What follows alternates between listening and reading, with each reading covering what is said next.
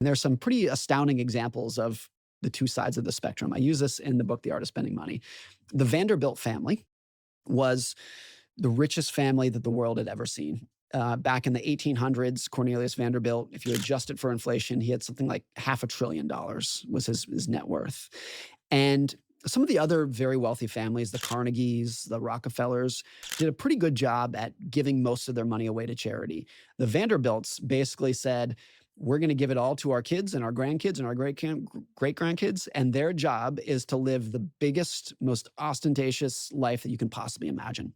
And the biographies that came from there of those Vanderbilt heirs would show, I think, without exception, that every single one of them was miserable. Hmm.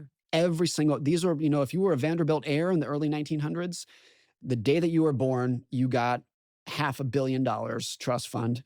And the only thing that was ever expected out of you in life was that you spend as big as you possibly can. And every single one of them was miserable.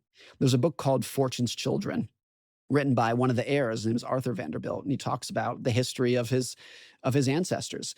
And it is one of the saddest books I've ever read, because these people are people who maybe you and I and people listening would look at and say, you're so lucky.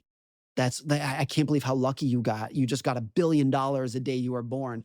And you read it and you say, like, I would never want that life, because they were very rich. They were the richest people in the world, but they had no independence. Hmm. Everything was dictated about, even including who they were allowed to marry, was dictated by kind of the social circle of their family.